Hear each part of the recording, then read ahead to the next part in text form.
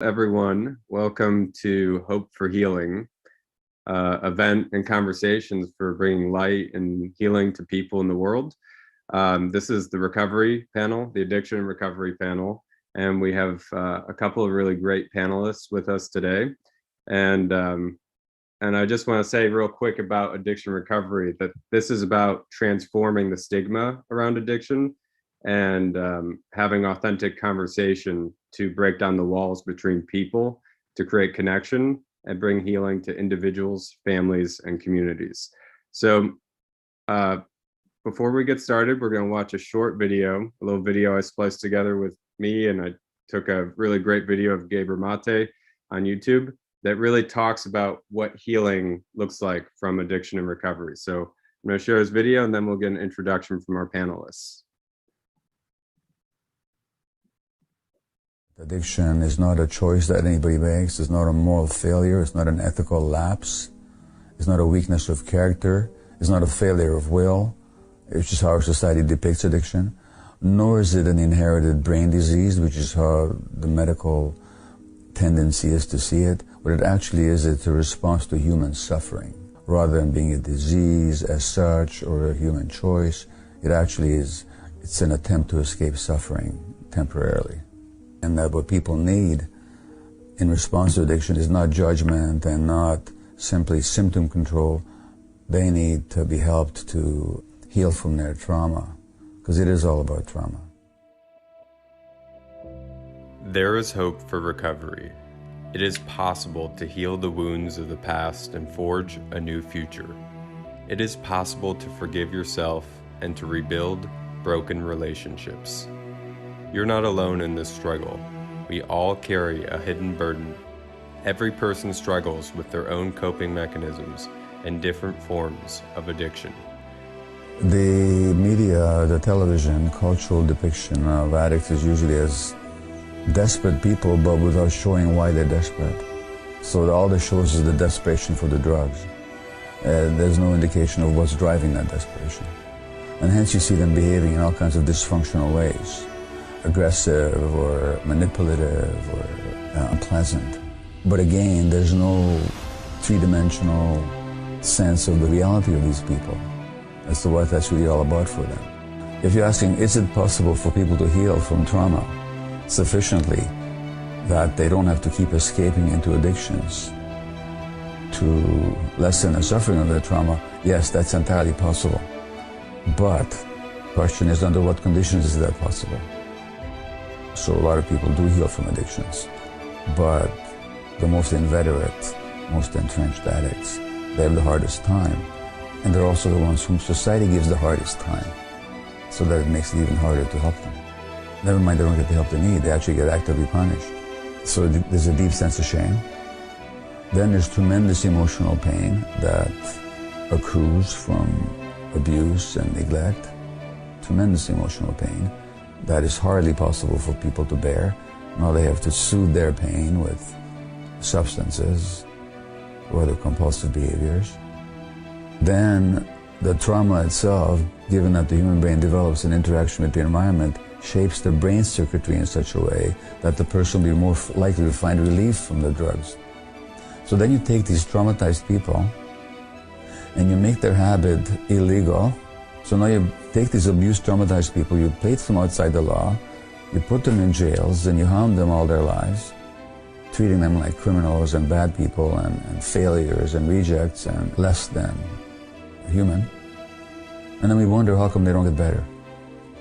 So it's a self-perpetuating cycle of taking traumatized people and then re-traumatizing them and then hoping at the same time, why don't they listen? Why don't they get better already? Why don't they give it up? Well, they don't give it up because the more hurt they are, the more they need to escape. In other words, the addiction wasn't your problem. Your problem was that you had a lot of emotional pain, you didn't know what to do with. So the addiction was really an attempt to solve a problem. And if you really understand their addiction, we have to ask, well, what gave you so much emotional pain? And how come you didn't have the internal resources? This is not a judgment, it's simply an inquiry. How come you lacked at some point the internal resources to deal with that pain in a more creative, forward-looking way that would help you resolve the pain rather than to perpetuate it. And how can we help you resolve what's inside you?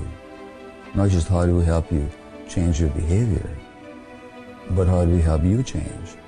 Now that's what healing is, and that happens inside a person. So it's never a question of anybody curing anybody else, but we can guide people to healing if we ask the right questions. Your struggle doesn't have. We're gonna cut it. We're gonna cut it there. I wanna introduce everyone here, and we're gonna just go around and talk about our background, how you got involved in this work with addiction recovery, and just take like 90 seconds for this and share from that space. So, Desir, would you like to introduce yourself first?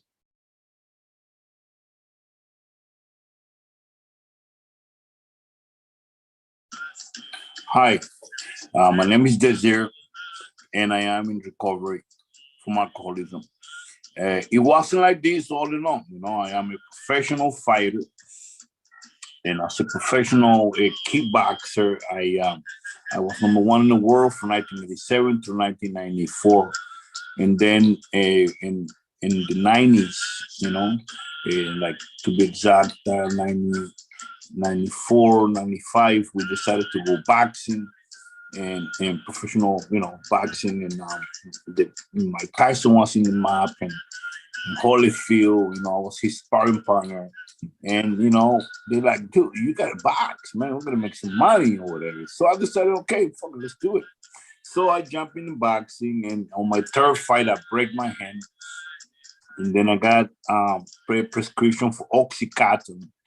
And then I got addicted to these painkillers, and then from painkillers, addiction. Hey, Desir, you have a little background noise. I don't know if, it just disappeared. Go, continue. I apologize. Yeah. Can you hear me? Yep, you're clear. Yeah. So, basically, I went, from training every day and working out every day, 8 hours a day, to, hanging out with groupies in LA and drinking all day, all night, and then wreck that career and end up in the streets of Los Angeles as a hopeless alcoholic. By the grace of God, my coach realized I was strung out on drugs, so he talked me into going to rehab. I did. And then I, discovered this amazing technology that is called AA of recovery.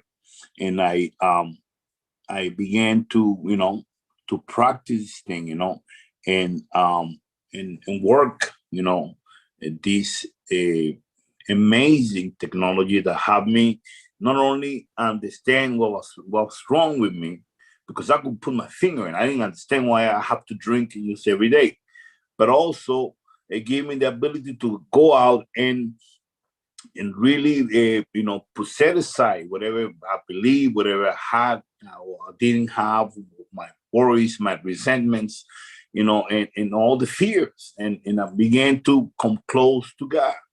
And with God, I created a world that today is amazing.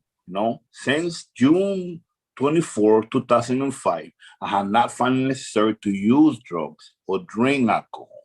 In fact, I work with other people. In fact, I am committed to, being of service to other people, because I gotten off this horrible state of mind and body, that I could not shake. Something miraculous about, recovering, something amazing, such a blessing to get over this spiritual sickness that I had and be able to be present right now and give of what's being given to me so freely. So if you're new to this conversation, I want to welcome all of you. I'm looking forward to see the next best thing happening in your life. Thank you for letting me share. Thank you so much, Desir. Wow, you have an amazing story, and so happy you've made it through all that to be here with us now. Deb, would you like to introduce yourself next? Yes, good morning.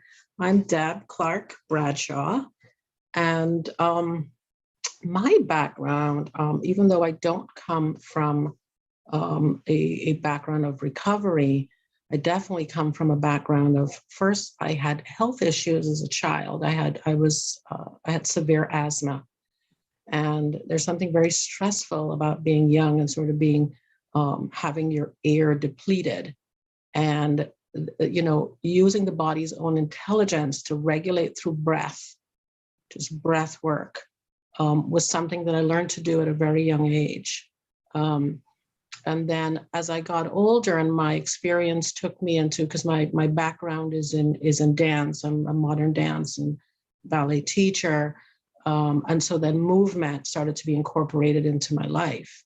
And the combination of the breath and movement, those things together integrated, can serve as a reduction in stress and anxiety. And that was very key for me. As I, again, moving into the world as a young woman, and developing self-esteem issues and people-pleasing issues and all of those sorts of things. Again, it took me, I went through a whole journey of moving away from discovering the authentic self, myself. And I did find from my own experience that the ability to control one's point of view in the world, right?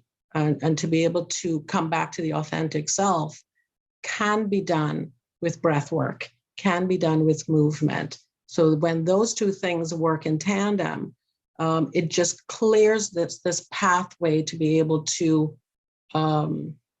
pay attention to my own self-esteem issues, my own need to that pull to go outside of myself and to try to please externally, rather than to rely on what the body already understands intelligently, and to go back within. And so my commitment is, because it's worked for me and it hasn't failed me. I mean, it's easy to pull out, to go out, which I can do. It's human, right? It's part of one's humanity.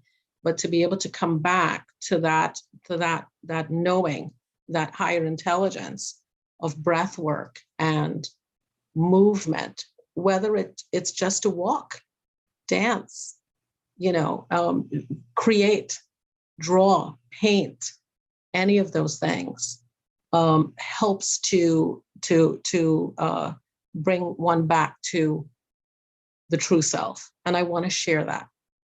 That's what I want to share with others. My commitment is to healing and sharing. And it's, for me, it's about this dual relationship, that we mirror our experience. We mirror what we are. We can mirror it, or we find it in others. And I find it incredible to see that process between myself and someone else. And so that's my passion, really, is that as I learn, I teach. As I teach, I learn. And that's very exciting for me. Wow, Deb, thank you for sharing that. And I think we all align with the power of breath work. Actually, our friend Doug is in the attendance, and he does a beautiful meditation, and we just so subscribe to that way of discovering peace and creating internal self-reflection. And I really got that's worked wonders for you, and it's done the same for me. So thank you for sharing that. Eli, would you like to introduce yourself next? Helps if I'm off mute. Thanks, Nathan. Good morning, everybody. Hi, I'm Dr. Eli Heimowitz. I'm an acupuncture physician, massage therapist, and the co-founder of Hope. And my journey started from birth. I mean, I was born into a world of health and healing. My parents decided to go back to the land, and there was people that wanted to really, garden and be part of the earth. And that was an amazing foundation for me. But then when I turned 15, I got juvenile diabetes. And that's what really set the tone for me. And I'll tell you, I didn't think that I really had an addiction until I started working in recovery. And it's really funny because I walked this way around life for over, wow, 15, 25, 30, almost 30 years, 25 years. And I thought it was really normal to deal with all these things. And I realized that it is really normal. A lot of us, I was totally addicted to numbing myself and hiding out from reality. I was totally addicted to being right and being righteous, and my anger fueled and ran me. And I was so vindicated in that anger because I was justified in it, right? And so that's really been my journey, is really through discovering through acupuncture and through Chinese medicine and through holistic well-being, is how to take care of myself and how to balance my mood, my body, and my emotions, my really put it all together. And it's been such a gift for me to be able to work with people, because similar to you, Deb, as one of the gifts I get from people is when I work with people, I discover myself. And when I tell this to people in groups all the time, I say, look, we're going to have a conversation about something, but I want you to know I don't have the answer. I might have an idea of where I want us to go and what I think we should look at and what would be powerful, but I'm discovering this with you right along the way. And so that's really one of the biggest things I like is the aspect of discovering, because I think in this life there's too much focused on teaching and there being a certain way, when in reality each one of us is unique and an individual, and we have to find our own ways. And finding is, even to me, a weak word, because what it really is we have to be willing to discover. We have to be willing to fall down and fall over and mess it up. But inside of that, we discover what really works for us and who we really are.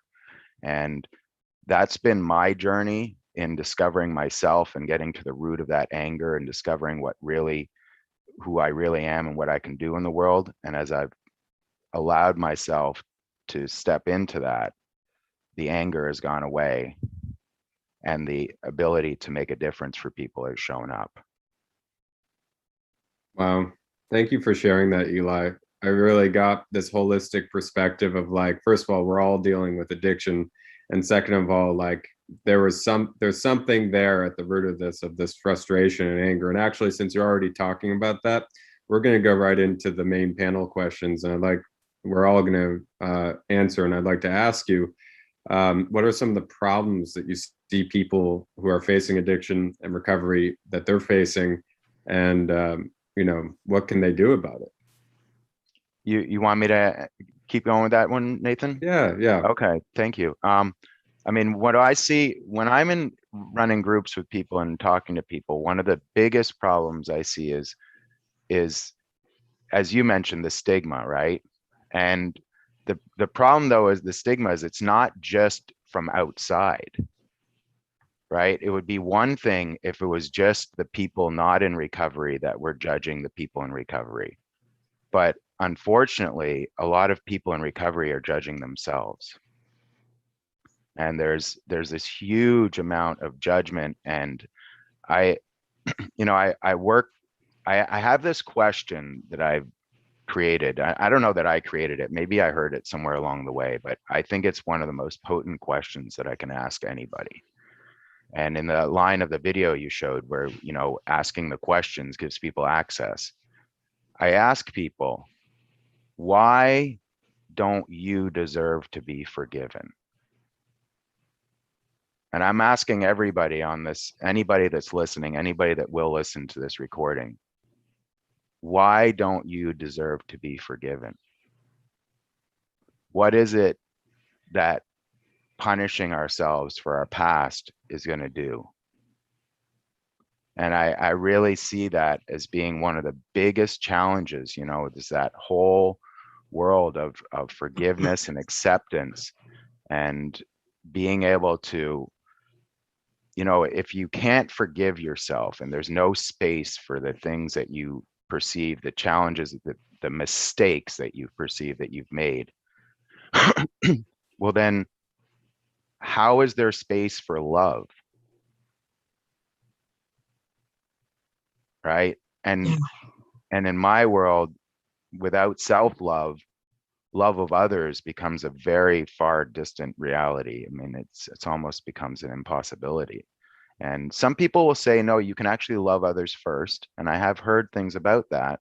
So maybe that's one access, but I still think that the self-love inside of that judgment and the way society has it set up, right? And like making criminals out of people that are dealing with pain. So that's a huge conversation right there, Nathan. You're on mute, buddy. I completely agree with that. And I find, very similarly, when I work with people and work in groups, they may say, this is what I want, right? But it doesn't always match.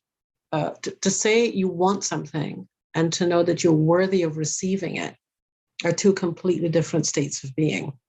So saying this is what I want because maybe someone told them that this is what you need to do. You need to go get well, or society says you need to go get well. Or yeah, I know I need to get well, but are you worthy of receiving the wellness? Are you worthy of taking that and moving it into your future?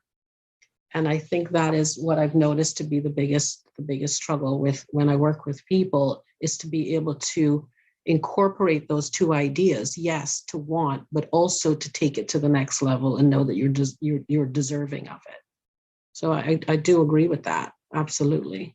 Thank you, Deb. I want to keep building on this conversation. Desir, we're talking about forgiveness and worthiness, as well as the other problems facing people going through addiction. Can you expand on this topic of what you see from your perspective?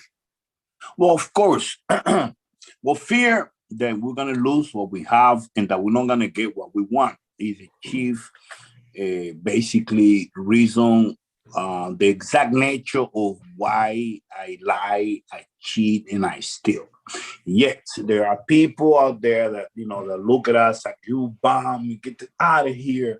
People we begging in the street to get high or something. However, we lost hope. And I couldn't father. I could not comprehend. How could I be forgiving? I never forget the day I killed the little child, man, in the beach. I'm 18 years old with this girl. She got these bottles of, wine and whatever, and rum and coconut water we drink. By noon, I was 18 years of age, very young and strong. And I figure, I just want to have fun with her or whatever, and we end up getting in her car, and we killed a little kid. She went to jail. I was kicked out, and years later I ended up in the United States or whatever. And my whole life, this day that was turned into night and my life was dark. I was never thought I was going to be forgiven.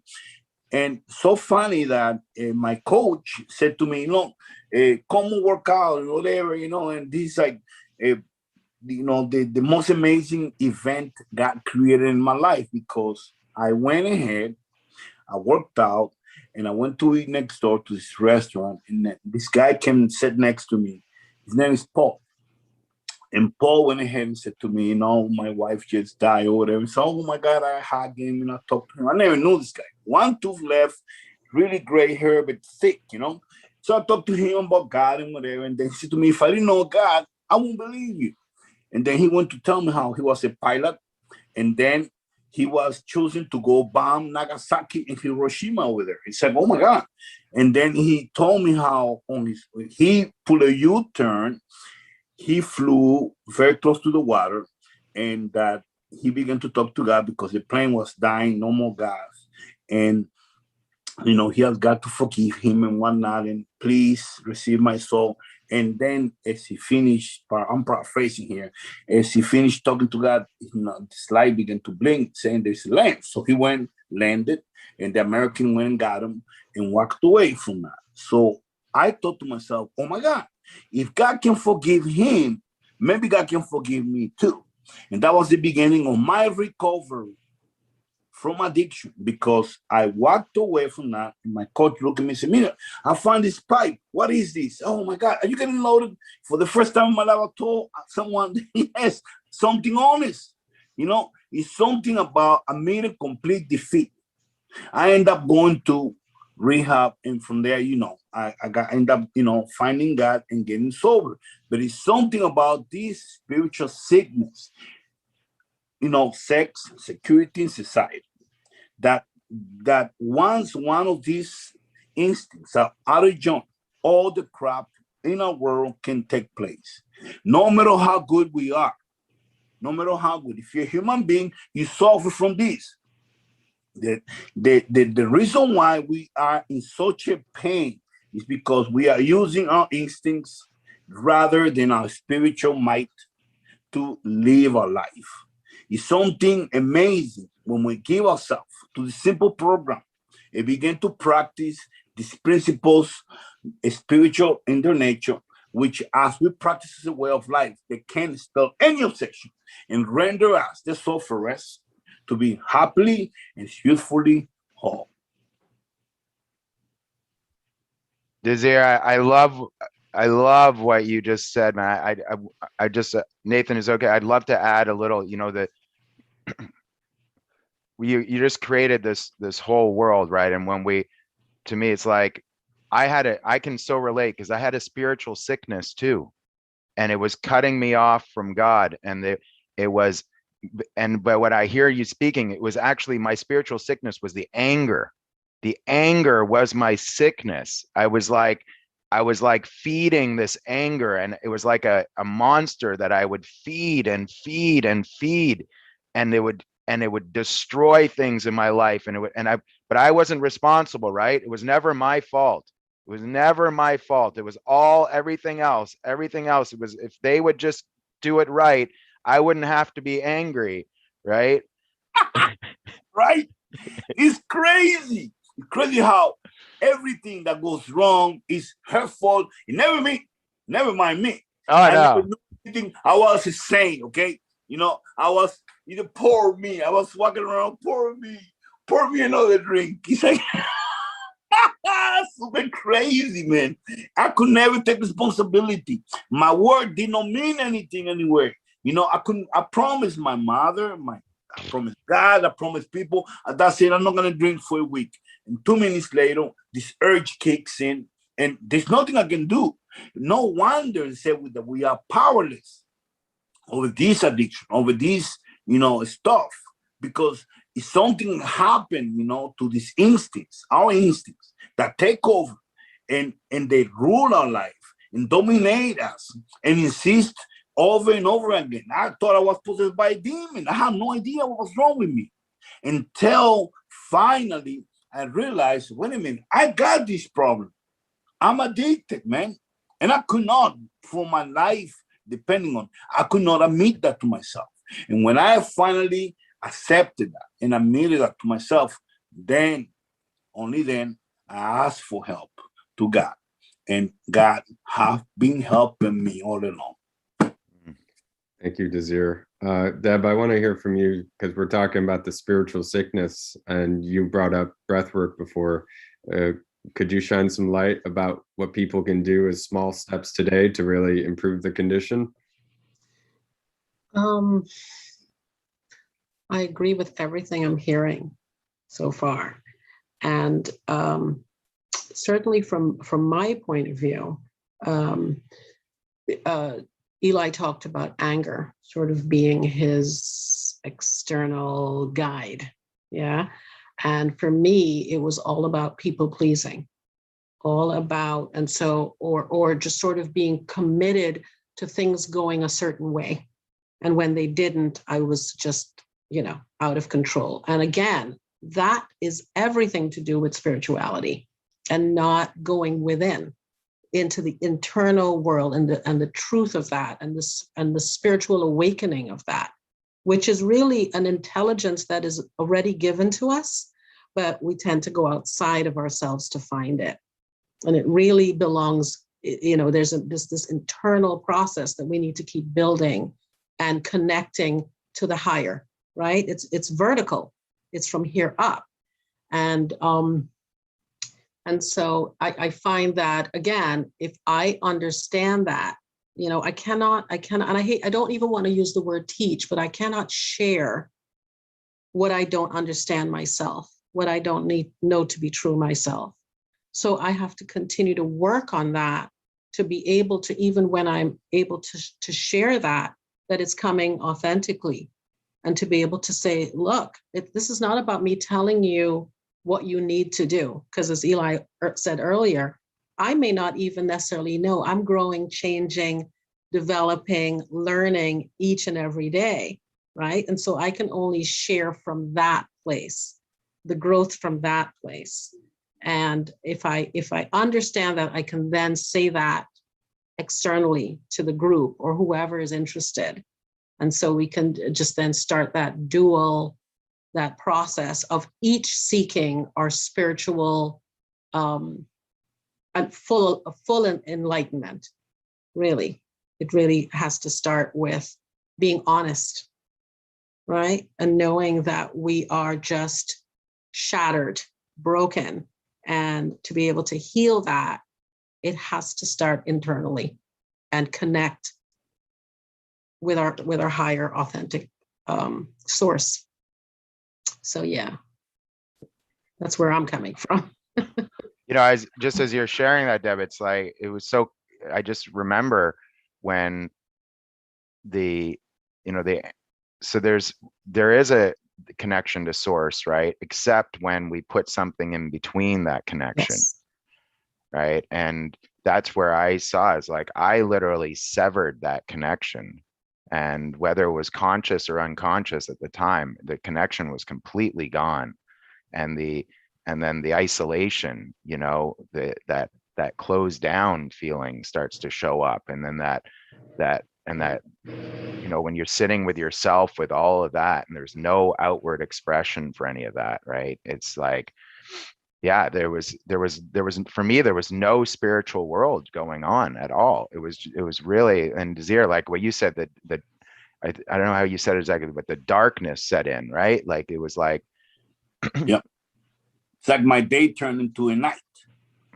And yes, I realized that the first time I got drunk or high, that was it. Every time after that, this thing is trying to kill me, period. What I gather now is that, isolation, it's like it wants to get me along. It wanted, what I mean? And then I was in a hurry always to go nowhere, and I want to be alone. Crazy, right? And then as I'm alone, it might start torturing me. My head going taka, taka, taka, taka, taka. Oh my God. I remember wanting to kill myself. I'll never forget that. So I put a noose up and then I look around and say, oh my God, I gotta clean up this place because wow. When people find me, I want them to think it's just oh wow, he was a clean Negro. Oh my God. And so I clean up the whole place and I stare at the news and I say, God, I hope this is the right thing to do, right? And then I get hungry. I got hungry. This God doing for me what I cannot do for myself. So I go on, say, let me have the Last Supper. This is so crazy. I go to this restaurant, my favorite Thai restaurant, and I'm having, Thai beer or whatever, and then, and the food or whatever. And then here walk this guy named Castro, was putting a show on down the street in the palace. Say, oh my God, this here, what's going on? Oh, you see some of his boys, we got some ecstasy or whatever. And then we end up going to the thing. And I stay there. It was on Thursday. I never forget that. And I'm walking in Monday morning at 5 a.m.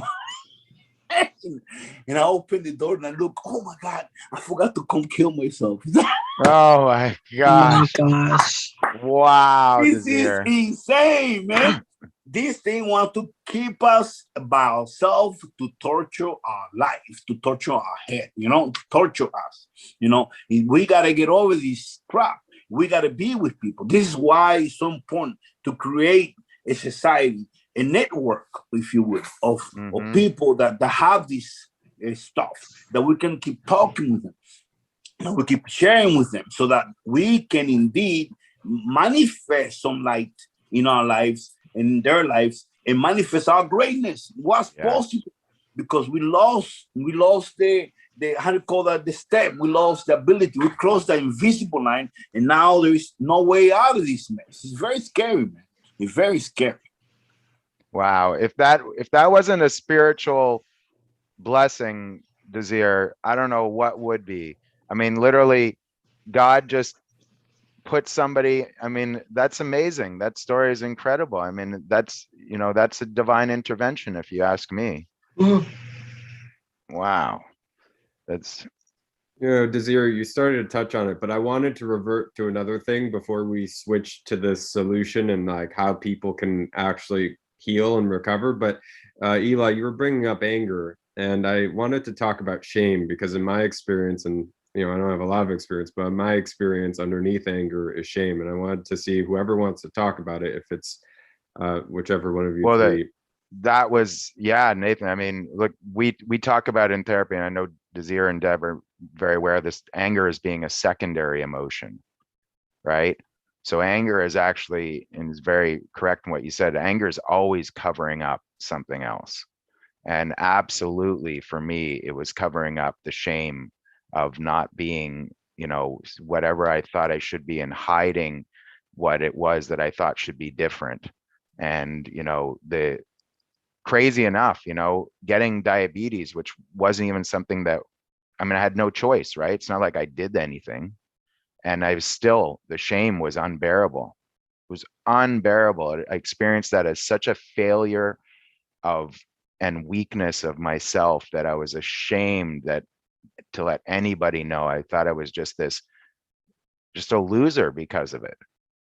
Something I had absolutely no control over whatsoever. And I blamed and judged myself, and the shame was almost too much to live with. And that was part of why I was just hiding. Thank you for that. Desir, is there something you want to add to that? Yes. Which is very scary. I just got over diabetes. Creepy enough, huh? I fell down like a few years ago in Seattle, where I was in team, and then I realized that there was a cyst that grew or whatever. I went and did yoga, and it burst. And it gave me some kind of sugar rush. And the toxicity got diabetes, so my sugar shoot to 320, to 80, and they gave me medicine, to bring, and it couldn't go below 280. It's like, wow, it's pretty high, And then, I talked to a doctor.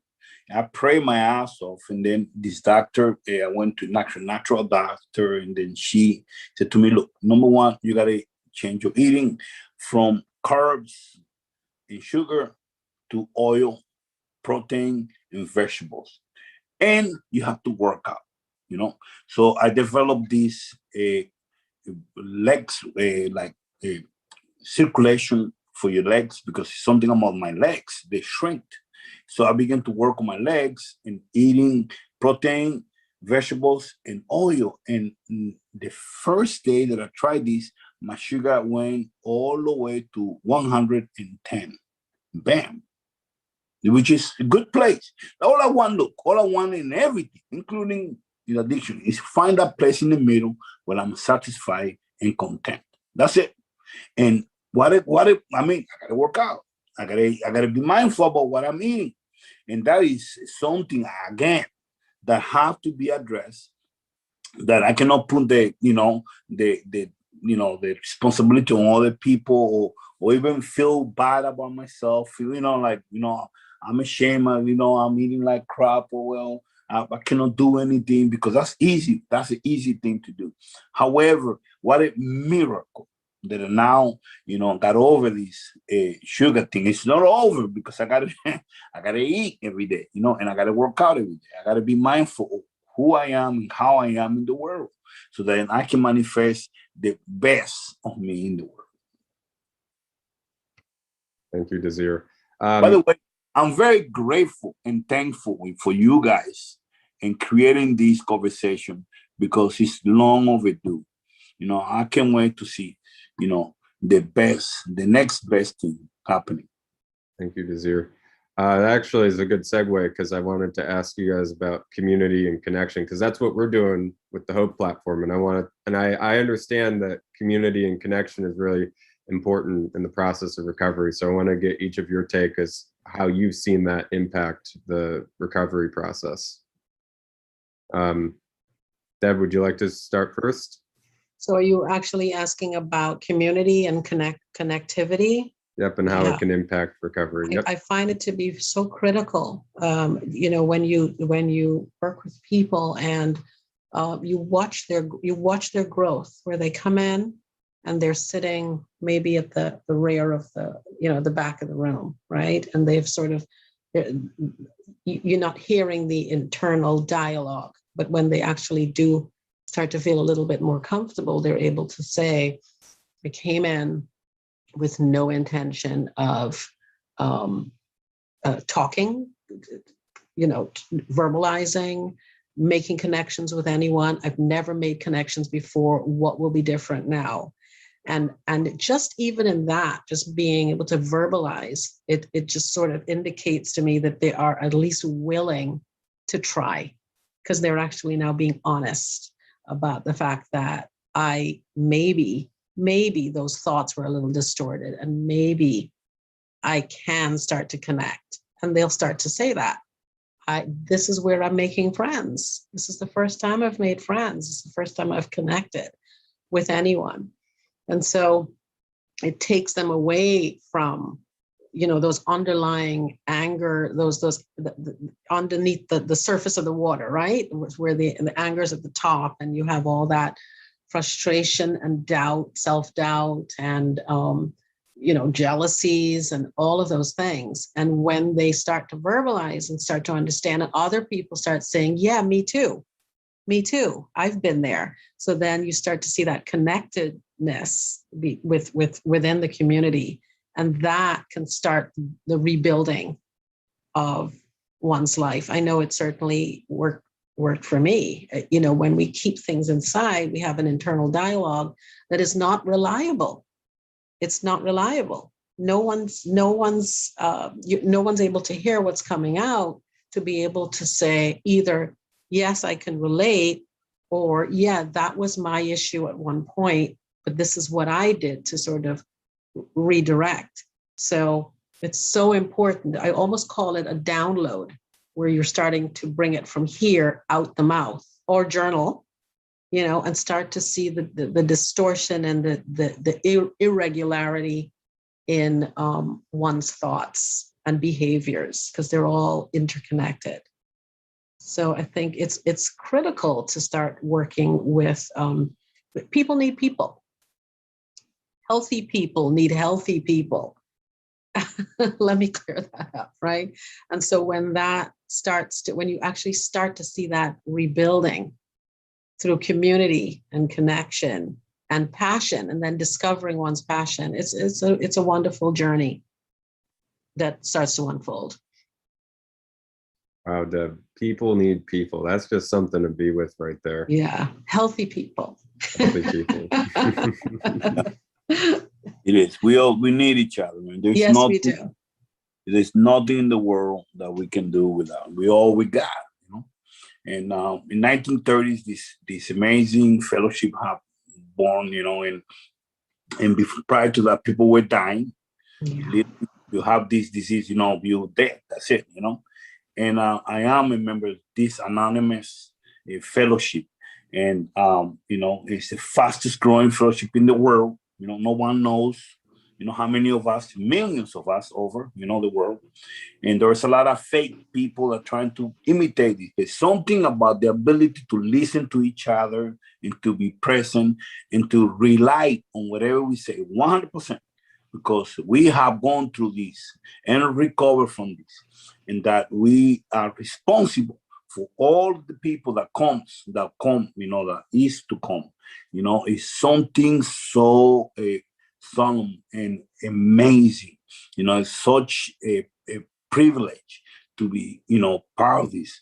The amount of gratitude I have, you know, for this program and the technology that has given me a life that I have never thought I could even imagine having is the great pleasure of my life to be able to stand here today and freely share this, you know, technology with everyone. But their connection with millions of people, wherever I go in the world, wherever I go in any state, wherever I go, I always have my people, wherever I go, millions of people, wherever I go, we know who we are, you know, and we stay in touch. You know, every day I connect to at least 1,500 people. And remember, this is a pandemic here, and we're escaping disaster together. You know, we still connect via Zoom. We still got meetings, thousands of meetings every day. It's something about being able to actually create this fellowship, you know, this social group, these things where it's not, you know, it's not about, you know, chatting about my new book or my, you know, the Tupperware. This is actual conversation to the heart of this, you know, where we help each other, you know, to recover. We don't carry the software. We carry the message, you know, for those that are, you know, suffering in the world. It's amazing. You know, Desire, I love, you can hear it in your speaking, right? Like there's like a sense of passion in your speaking, and it's, you know, I like the science and things a little bit too. And, you know, it's proven, right? Human beings, we're pack animals, right? That's why putting people in solitary confinement is one of the worst punishments you can do to a human being. And like you said, Deb, healthy people need healthy people, right? Sick people stay with sick people. So you gotta also watch your environment. You know, we know this relationship coach, and she says that the quality of your relationships are the biggest factor in determining your overall long-term health. Do you know that your health is directly related to the quality of your relationships? And so we need people. We got to, you know, like you said, Desir, that ability to share our passions, right? To share our upsets, to share our victories, to share our losses, you know, to just to share and to have people in our lives, because that's what creates the richness, the fabric of our lives. You know, I say it this way: the quality of your relationships is directly related to the quality of your life, right? And it's the relationships everywhere. It's the relationships with yourself, right? And this, sometimes people overlook that. What's your relationship to yourself? Can you say, I love myself? What's your relationship to your work and to your environment around you? You know, what's your relationship to your, obviously to your family and your friends and coworkers, like that? What is, you know, and then inside of feeding ourselves too, which is what you were talking about before, is there, you know, of course, we got to pay attention to the sugars we put in, but we also got to pay attention to the toxic garbage that we let into our minds, the thoughts that we feed ourselves every day. You know, what are we feeding ourselves? Are we feeding ourselves that, yes, I can do anything I put my mind to and that I commit to and that I'm passionate about? Or are we feeding ourselves that I'm not enough, I'll never be enough, and no matter what I do, I'll never succeed?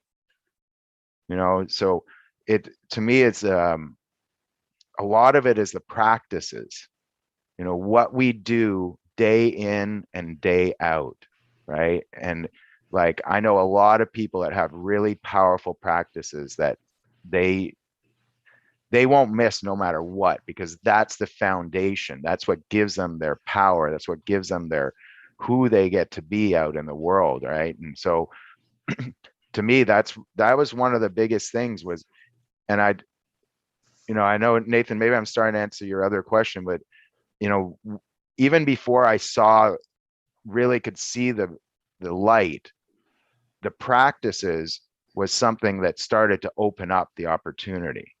There's an old expression, some people say, you can fake it till you make it. And sometimes just starting to get in the motion of those things that have open up space will start to pull for something newly in your life. So I really, I'm a huge component of practices every day to keep yourself, in your commitment to what matters to you. Can I add to that really quickly?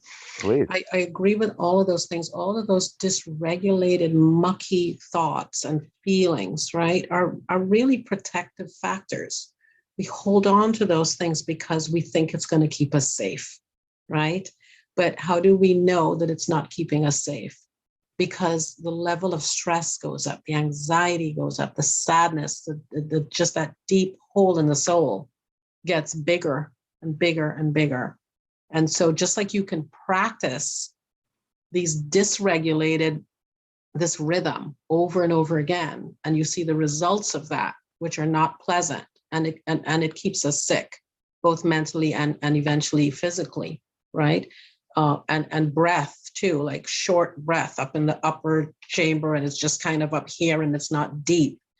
Those are things that we think are keeping us safe because they're being practiced every day. And so when that starts to inform us that we're not okay, then we have to practice something else.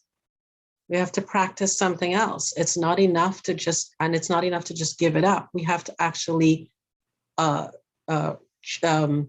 move on to something else that is more beneficial and healthy, right? And just like we can practice dysregulated things and see the results of that, which are so unpleasant, there's a decision that has to be made to actually start to practice, as you said, Eli, every day, a commitment to making ourselves well, because the results of that are beneficial and they're kind. It's kind to self, and we have to be kind to ourselves before we can even express it externally. Thank you, Deb. I really appreciate you bringing that extra light to the subject. We're towards the end of our conversation, so what I'm going to create is we can go a little past 11. Eli's leading a meditation at that time, but what I'd like to share is from each of you some concluding thoughts, what the future of recovery looks like and how we handle it, and we transform the whole nature of dealing with it. And then, a vision for that, like what's the vision for the future? And then if anyone, we have a few people in attendance on Zoom, so if anyone in attendance wants to drop a question in the Q&A, potentially we have some time to take a question or two. So who wants to, Desir, why don't you start with your closing thoughts and your vision for the future? Well, I am so grateful and so thankful for this conversation,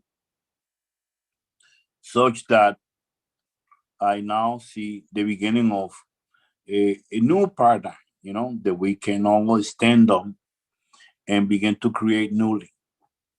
I see how there is a possibility of having, us being more helpful for other people, having a peace of mind, because now we understand more than ever, what's necessary in our life, so that we can have that place in the middle where we're satisfied and we're content, where we don't no longer have to fight. We stop the fight and we now can begin to create freely.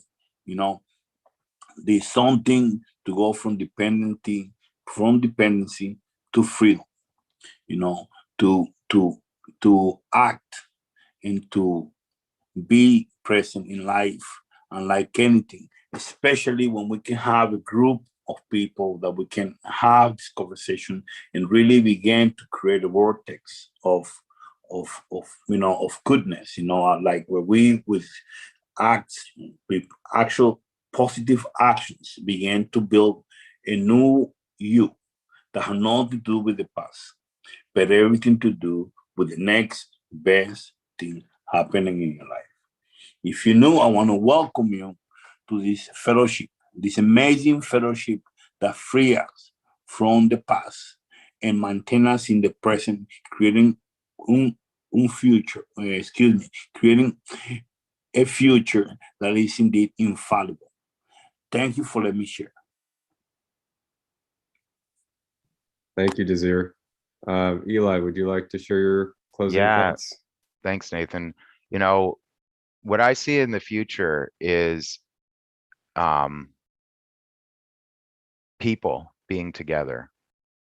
You know, what I see as a possibility is that as we open up this conversation to the world, and we really get that there's no difference between, I mean, there is a difference, but not really, between the people that go into recovery and the people that are not. And we can start to break down that wall that separates and destroys families and communities and tears people apart, right? What I see as possible is that people actually start to support each other and keep each other in community, because people, when you isolate people, people get sick. And when you keep people near you, they feel supported and loved. And inside of that, anything is possible.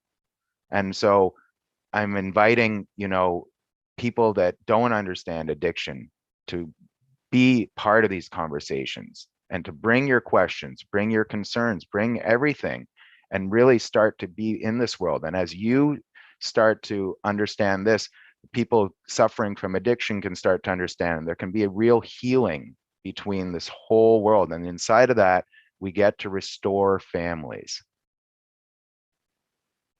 And restoring families restores the world. And that's the vision. That's what I'm standing for as the future. And that's what's possible. Wow, that's awesome. Thank you, Eli. That's a beautiful message. Deb, would you like to share to complete? Yes, for sure. This is so exciting for me because I think that this is so necessary, and I just want to see this grow and build, because we are now beginning to understand that to criminalize someone for being human, right, or responding to human pain, which, as Eli rightly said, it's almost, whether it's presenting itself in addiction or presenting itself in depression or all kinds of self-defeating behaviors, right? Whether it's the use of something or the use of just self-harming thoughts and behaviors, we're all the same. And so rather than one group just sort of criminalizing another group because, well, I don't have that problem, you have that problem. But we all understand what suffering is. We all understand what disconnection is, whether it's from others or from ourselves. And so I love that these discussions are happening, because it's really about understanding that we need each other. We really need each other in community, and we need to offer support and love so that we can all, again, it's all about this dual relationship that we have with each other, this mirroring. Yeah.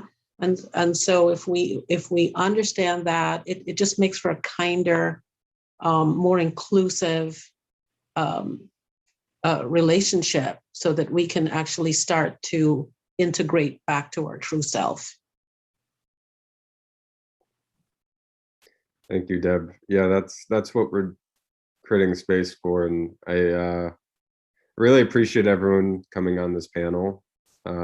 Deb, Eli, well, Eli's here with me all day. Desir, you know, I'm really present to the degree of, I lost a couple of friends last year to drug overdoses. I guess COVID really caused a stir with people, because these people, I knew they had a past and a history, and I didn't realize they were struggling at that present time. And I'm present to that there's a lot of silent suffering. And, you know, I don't want people to feel like they can't get help and that they're alone. And I've felt that way in my life. And I'm really present to that what we all just shared comes from such a deep place of authenticity.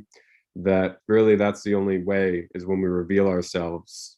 Only when we do that can we see that we're really all the same, that when I share my struggles, that you realize it's safe to share yours. And I think it's beautiful what each of you have brought to this conversation, and it's really given me a lot to reflect on, and I hope likewise for the people who happen to watch this. So we're in transition mode. Eli, are you ready to lead a meditation, or do you want me to spend some time talking about hope and you grab a snack? It's up to you. Let's do it. Let's start in 5 minutes. Okay. Just gonna Okay. go. Yeah. Well, At 11:05. we're still broadcasting, so I'm going to talk about hope for 5 minutes. You be Exactly. quick, okay? Yeah. I'll be right back. And listen, I just want to, me too. I know we're live and everything, but Desir, as you kept saying, welcoming the people that are just joining this conversation, and, you know, this is an ongoing conversation. So this isn't like this is this one panel and it's done, and then you got to watch this over and over. We're launching this conversation. We're only three of a whole entire team of people that are committed to making this available to people like yourselves and everybody in the world. And where you're just going to see this grow more and more. And if it's something that really speaks to you that you would like to be a part of, you can actually reach out to us as well and see how we could even partner with you together, because we are not claiming to be the experts in this. We are just people that are very passionate about this, and inside of our passion for this, we're going to make something happen, and we're out to do something in the world. But we don't have it that we're the only people that have this passion. Yeah. Thank you, Eli. So what I'm going to say is, Deb and Desir, you're free to go, and you're welcome to stay and meander part of this conversation as we transition to the meditation and then the health team. Thank you both for being here, and we'll have more discussions about addiction and recovery with the two of you. I'm certain of that as we develop this movement. So thank you. So we're gonna have a conversation about hope, so that way Eli can get his food. So I want to talk about the Hope for Healing campaign. This isn't an event, this is a movement. I want to be clear, we're just starting this today, that there's going to be ongoing conversations and media that are going to be developed. Hope for Healing is about impacting the areas that are most important, that we've highlighted as most important. Obviously, addiction is just a ginormous conversation. I mean, to say it's an underserved community is an understatement. There's a lot of suffering, and there's people and there's recovery centers that are out to make a difference, but it's not a mainstream part of our society. When we consider for a moment that people are dying every day of this, and this is a true epidemic, and it really doesn't get highlighted in the news or as an area that needs to be attention brought to. That's what hope is. Hope is a platform to raise the voice for the people that need their voices to be heard. And so we're starting with addiction recovery. We're also jumping into health and wellness, because that's a very important topic. People's health is not where it should be. There's rising levels of stress, there's rising levels of anxiety, mental wellness as well. So there's just a whole world there where we need to bring resources. We need to work together to create peace and just true well-being that is sustainable. I don't know if you know this, but the United States has some of the highest healthcare costs in the world. And of all the developed nations, we have some of the lowest life expectancies. So the reality of what's going on in the United States is that we have a very low return on investment for health, and there's a lot that's getting in the way of that. So we're going to be bringing experts, doctors, holistic type of practitioners, and we're going to have a very broad conversation from the Western to the Eastern about what works and what doesn't. And it's going to be a balanced conversation. We're not taking a point of view. We're just standing that a conversation occurs. And then the next two, I know you're ready, Eli. I started this conversation, now I have to finish it. And then the next two are conversations I'm very passionate about. That's the men's and the women's conversations. And just what's so about that is there's a lot of changes in the identity for men and for women, and obviously women are rising in their role of leadership, which is beautiful. They're discovering their voices, and the continuous over the years stand for equality has really just borne a lot of fruit for them and the whole society. But there's also rediscovering what our identity is in relationship with each other. And there's things men are dealing with, like there's a very high statistical suicide rate for men in general. There's just a lot of suffering trying to survive life alone as men. And we're rediscovering how to be men, because we don't even know how to be men. And we've been hiding, and we've just been letting the world run amok, and we want to stand by our women sisters and be the men that we know we should be. And so we're creating this fellowship as men for men to complement what the women are doing to really make a difference in partnership. So that's my spiel. That's what Hope for Healing is. We'll talk about different things throughout the day. I'm going to let Eli take over. Eli, you just want me to put up some background music so we can all breathe together? Yeah, you look like you want me to just put up some music. Yep. Some background music would be awesome. If you have Deuter around, I like Deuter, but I'm not being overly picky. I already had something up. I'll Go put ahead. it up. If you can't flow, you just type that in the chat and I No got you. problem. So, all right, I'm gonna mute you, Nathan. Yes, thank you. So welcome everybody. We're gonna have a 15-minute meditation here. I'm gonna start by inviting you to be present to your breath. So don't do anything with your breathing right away, but just start to become present to it. Are you breathing fast? Are you breathing slowly? You breathe in through your nose? Are you breathing through your mouth?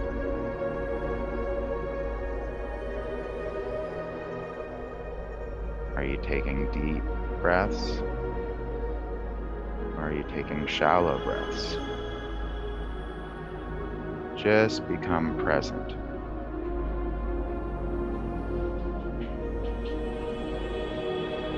And now we're going to activate our breath. So we're going to take 3 deep diaphragm breaths in through the nose.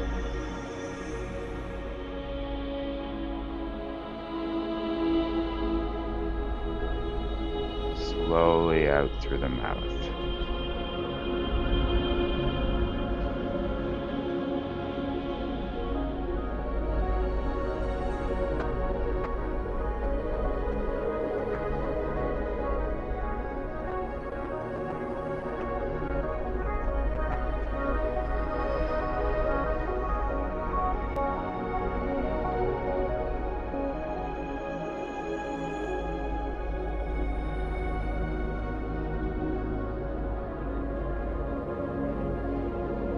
I want you to keep breathing intentionally in through the nose, out through the mouth.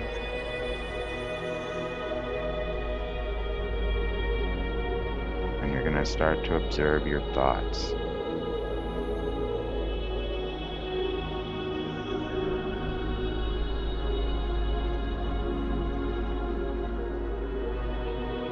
How are the thoughts in your head? Are you jumping around from one thing to another?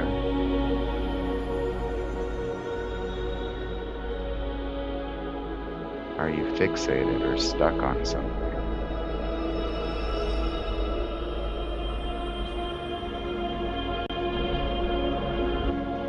Are you upset about something that you should have done differently?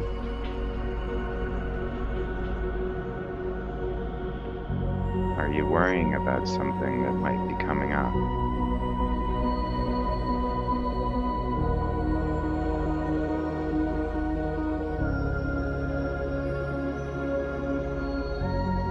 Take all those thoughts.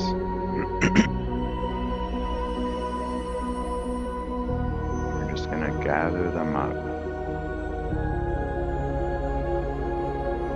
Take a nice deep breath.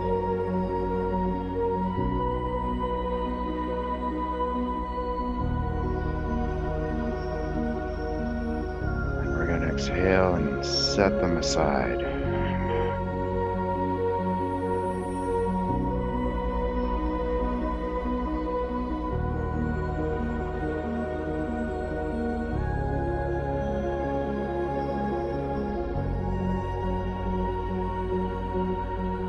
Keep setting those thoughts aside as they show up. Keep setting them aside.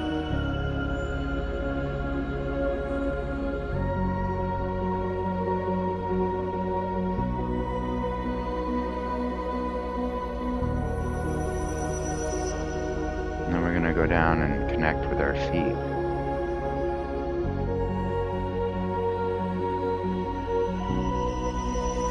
Feel the solid earth beneath you, or the floor, or the ground.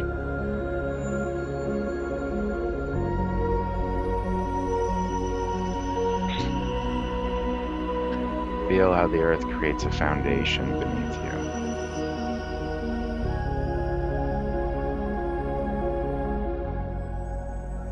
you. See yourself being supported.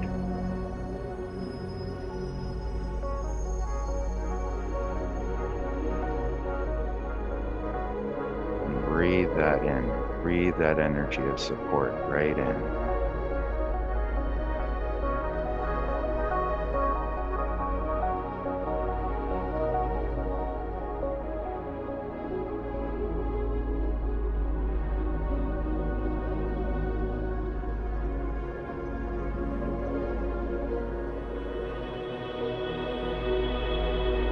You might start to envision deep roots growing out of your feet, anchoring you to the earth, connecting you to your source.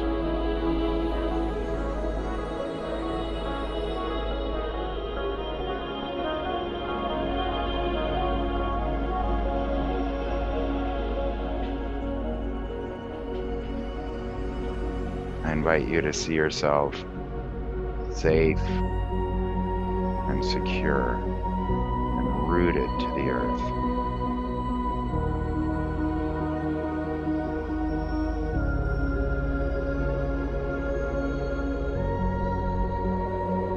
And we're going to scan through our bodies now.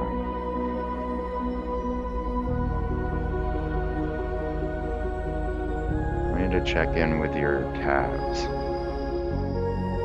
See if you're holding any tension there.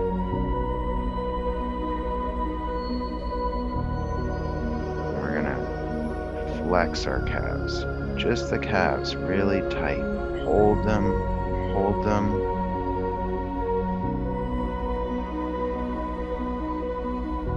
and release. And take a nice deep breath.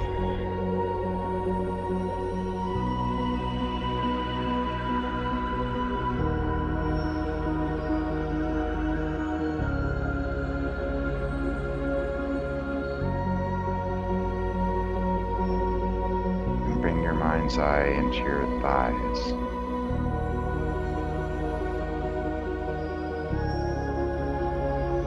You're going to flex your thighs as tight as you can. Hold them and release. Take another deep breath.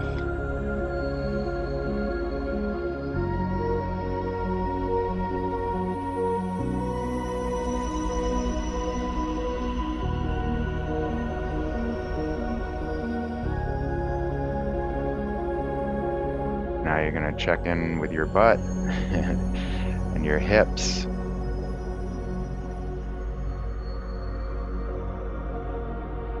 And you're going to flex the muscles in that whole area, squeezing as tight as you can. Hold and release. And and breathe into that area. Deep breath.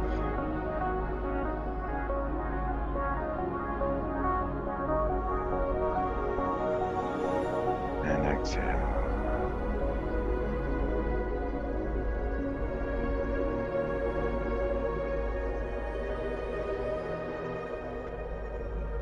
Now check in with your abdomen, your stomach, and then flex that whole area. Hold as tight as you can and let it all go. And another deep breath into that area.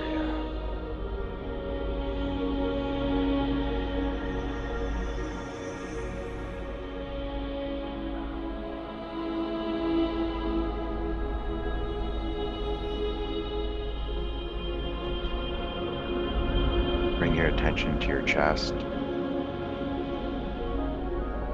and flex your chest really, really tight and let it go.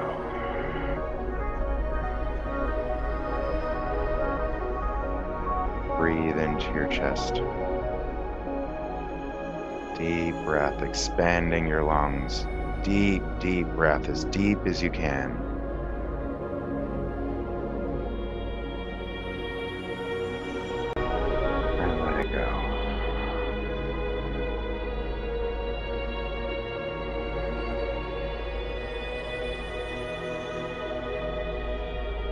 Now you're going to squeeze your hands and your forearms. Make tight fists. Squeeze them as tight as you can. Hold. And release. And breathe new life and blood right into your hands and forearms.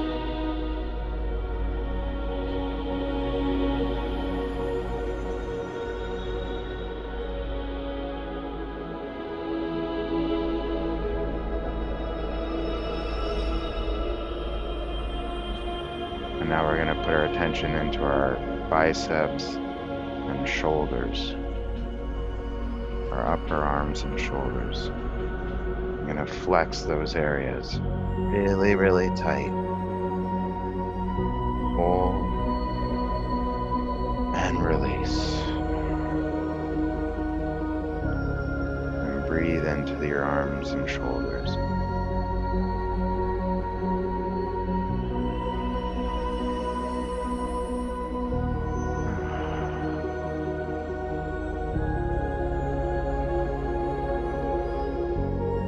Attention to your neck. And you're going to squeeze all the muscles of your neck, front and back, as tight as you can. And let go. And now breathe into those muscles.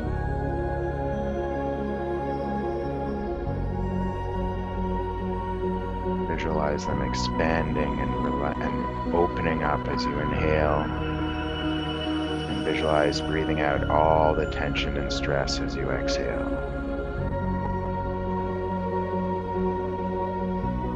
Now bring your awareness to your face. You're going to scrunch up your face and tighten it up and squeeze your face as much as you can. Tight, tight, tight. And let it go.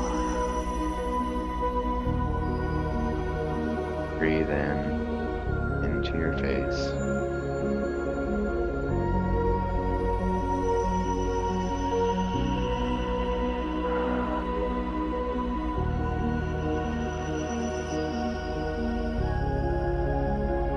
You're going to take a moment and scan through your body from the bottom of your toes, bottom of your feet, all the way up your legs, up your back, and check in if there's anywhere that you have any tension left.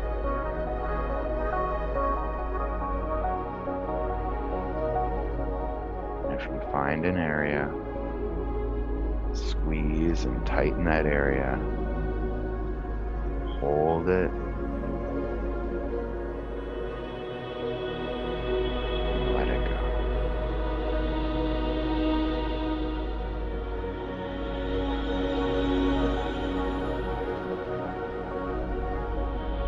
take our right hand now. What fascinated me most about relationships is it's we're going to put our right hand over our heart, put our left hands over our right hand, and we're going to breathe naturally for the next 3 minutes. Nice slow inhalations in through the nose and out through the mouth. what fascinates